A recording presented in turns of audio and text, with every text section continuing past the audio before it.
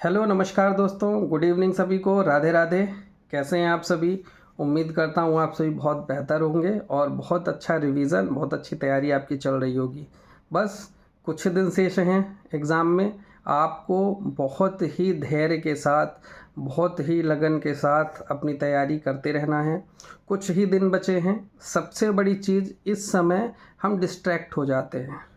हमारे दिमाग में कई तरह की निगेटिव भावनाएं आने लगती हैं। कई तरीके से हम अपने आप में हीन भावना से ग्रसित हो जाते हैं कि हमने कितना पढ़ा है, हमसे बहुत बड़े बड़े लोग बैठे हैं तैयारी में। ये सब हमारे मन में विचार चलने लगते हैं, जिसके कारण हमें लगता है जब हम इतने सालों में कुछ नहीं कर पाए तो हम इतने दिन में क्या कर लेंगे। तो ऐसे विचारों से बिल्कुल दूर रहना है।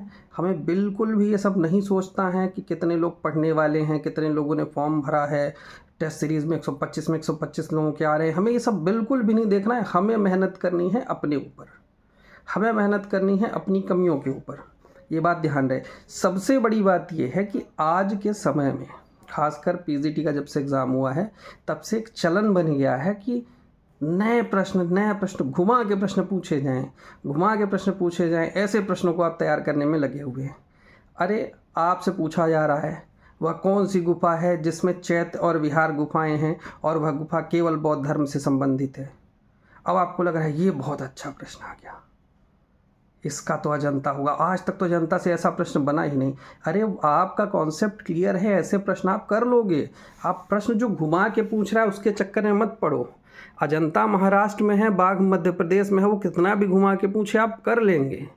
आपको समस्या होगी बनते हुए प्रश्नों में जो पहले पूछे गए और जो आपसे नहीं बन रहा है। और आप अब ये नए नए प्रश्न घुमा घुमा के प्रश्न जो पूछे जा रहे हैं, इन प्रश्नों के चक्कर में आप वो चीज़ भूल गए जो आपको करनी थी। क्या करना था आपको? जो प्रश्न आपसे नहीं बनते थे, जो टॉपिक आपके कमज़ोर थे, आपको उस पर मेहनत करनी थी। आप इस समय पर क्या कर रहे हैं? जो घुमा फिरा के प्रश्न पूछे जा रहे हैं उनको ढूंढने में लगे हुए हैं। प्रश्नों को देख रहे हैं, हाँ ये प्रश्न अच्छा पूछा गया, ये प्रश्न अच्छा। अरे अच्छा प्रश्न पूछा गया है ज़रूरी नहीं एग्ज़ाम में वही आएगा।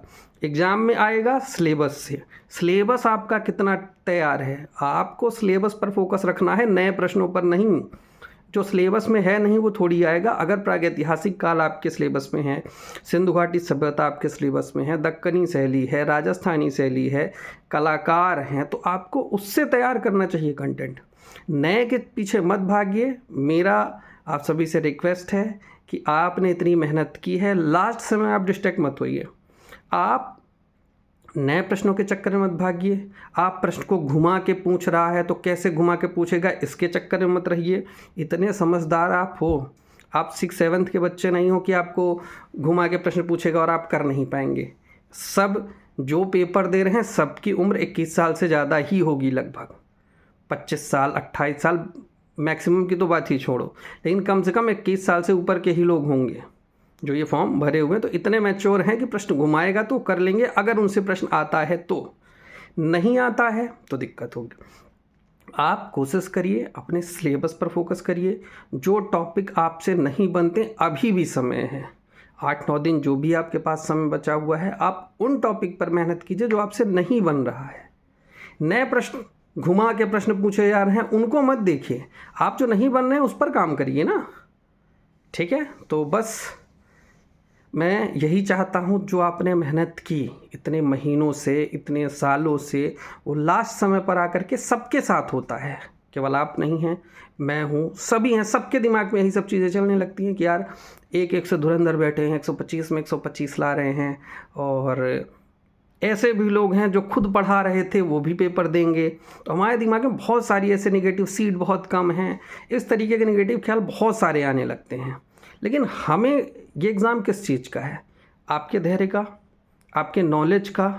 आपका नॉलेज कितना है किस टॉपिक पर, आपको अपने सारे टॉपिक क्लियर करने हैं बस, और कुछ नहीं करना है। तो ध्यान रखें, निगेटिव चीज़ों से बच करके रहें और कोशिश करें कि आप सिलेबस पर ही केंद्रित रहें। तो बस मैं यही चाहूँगा कि आपकी जो सालों की मेहनत है, जो महीनों की मेहनत है, वो व्यर्थ ना जाए। लास्ट में आकर के आप हिम्मत मत छोड़िए।